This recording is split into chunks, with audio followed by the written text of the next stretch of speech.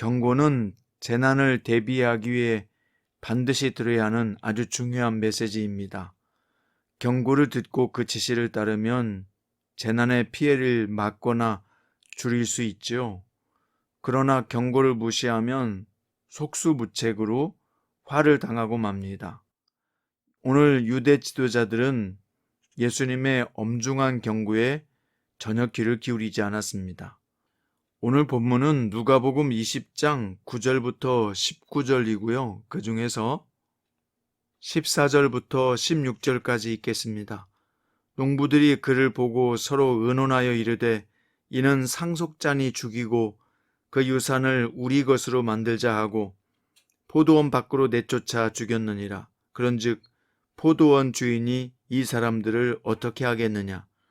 와서 그 농부들을 진멸하고 포도원을 다른 사람들에게 주리라 하시니 사람들이 듣고 이르되 그렇게 되지 말아지이다 하거늘.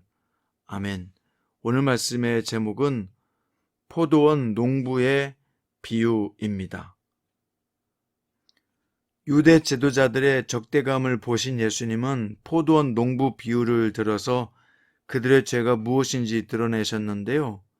그런데 이 비유는 그들을 정죄하기 위한 것이 아니라 하나님이 어떤 분인가를 가르쳐 주셔서 그들에게 회개할 기회를 주기 위한 것이었습니다. 오늘 포도원 농부 비유에 나타난 하나님의 뜻은 무엇이며 우리는 이 말씀을 듣고 어떻게 반응해야 하는지 살펴보겠습니다. 먼저 포도원 주인은 농부들에게 포도원을 소작으로 주고 오랫동안 멀리 떠났습니다. 그리고 포도를 거둘 때가 되어 수확 일부를 받기 위해 농부들에게 종을 보냈습니다.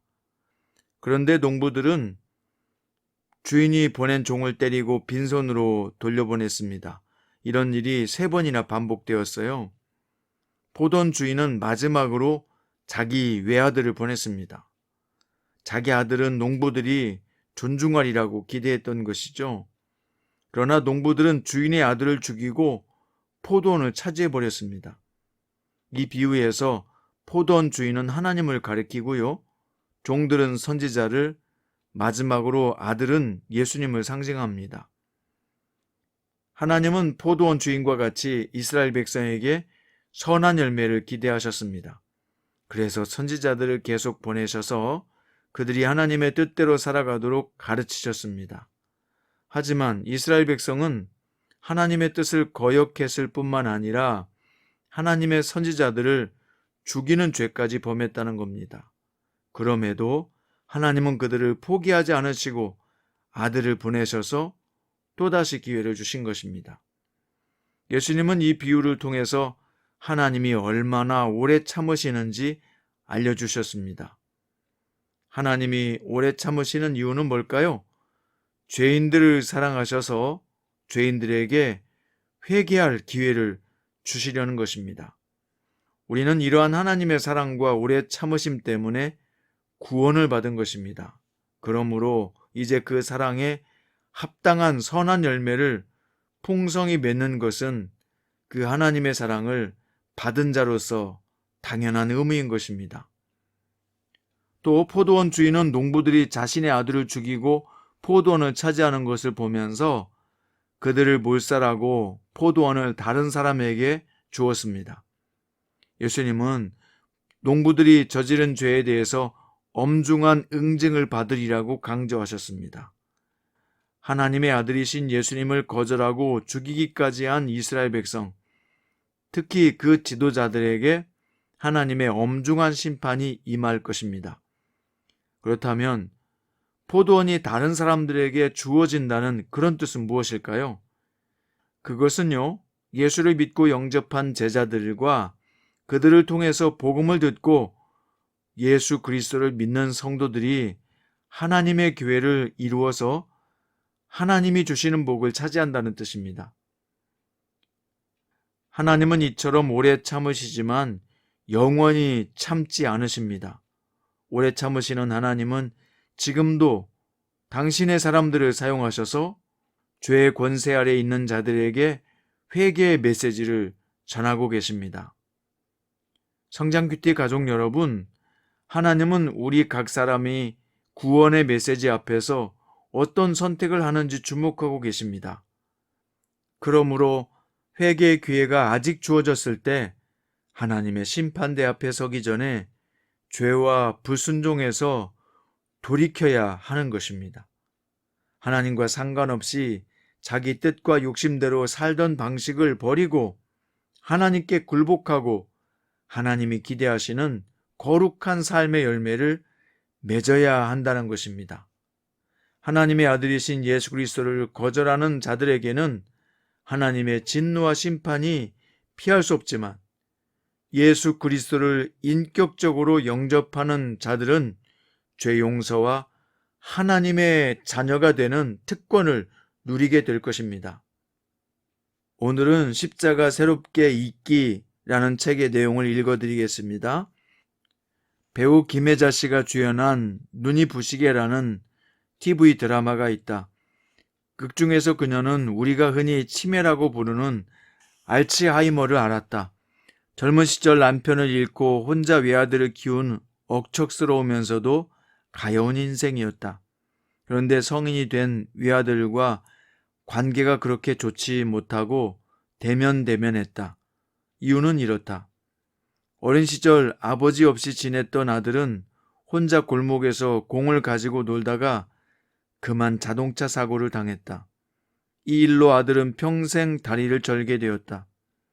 어머니는 아들이 너무 불쌍하고 마음이 아팠지만 오히려 더 냉정하게 대했다. 아들을 강하게 키우기 위해서였다. 그래서 늦잠 자는 아들을 혼을 냈고 아파서 학교 가기 싫다고 할 때는 억지로 약을 먹여 보냈다. 아들은 그런 어머니가 몹시 서운했다. 나이가 들어서도 좀처럼 어머니에게 정이 가지 않았다. 그런데 어느 눈 오는 날 아들은 알츠하이머로 입원 중이던 어머니가 병실에서 사라졌다는 연락을 받았다. 놀란 아들은 허겁지겁 병원에 도착했다. 아들 뇌와 병원 직원들은 흩어져서 이곳저곳을 헤매며 어머니를 찾아다녔다. 마침내 아들은 요양병원 한 귀퉁이에서 빗자루로 눈을 쓸고 있는 어머니를 발견했다. 도대체 뭐 하시냐며 따졌다. 그러자 어머니는 해맑은 미소로 눈이 와서 우리 아들 학교 가는 길에 넘어지지 않도록 길을 쓸고 있다고 말했다. 그제 아들은 깨달았다. 자신이 추운 겨울 학교 갈 때 유독 자기 집 문 앞만 눈이 깨끗이 치워져 있었다. 그때는 옆집 아저씨가 그렇게 한 줄 알았다. 냉정한 어머니가 했을 것이라고는 상상하지 못했다.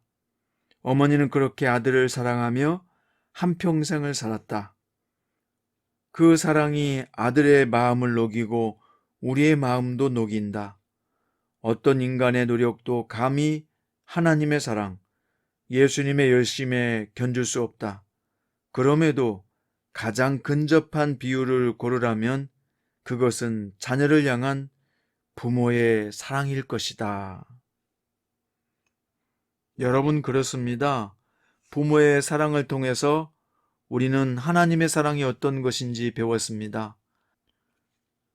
우리가 부모의 사랑을 받았듯이 하나님의 엄청난 은혜와 사랑을 받고 하나님의 자녀가 되었다는 사실을 잊어버리지 맙시다. 오늘 포도원 농부의 비유는 하나님의 사랑과 인내가 어떤 것인지를 잘 보여주고 있습니다. 하나님은 모든 사람이 선한 열매를 맺도록 오래 기다려주시는 분입니다. 하나님이 주신 기회를 놓치지 말고 포도나무이신 예수님 안에 거할 때 우리는 하나님이 기뻐하시는 멋진 삶을 살아갈 수 있을 것입니다. 오늘도 하루라는 선물을 주신 하나님의 놀라운 사랑 안에서 자유하시고 행복하시고 주 안에서 즐거워하는 복된 삶 누릴 수 있기를 주의 이름으로 축원드립니다. 기도드립니다. 주님, 오늘 포도 농부 비유를 통해서 말씀하신 주님의 메시지를 듣기 원합니다. 주님은 지금 오래 참고 있다는 사실을 알게 하시고 그 오래 참으시는 하나님의 사랑 받지 못한 사람들을 위해서 기도하며 복음 전하며 살 수 있기 원합니다. 또한 하나님의 사랑과 은혜로 구원받은 우리들 그 사랑과 은혜를 충분히 느끼며 오늘 또 주님 안에서 즐거워하며 행복하게 살게 하시고 하나님의 기쁨과 영광이 되는 복된 성도로 우리를 살도록 인도하여 주옵소서. 예수님의 이름으로 기도드립니다.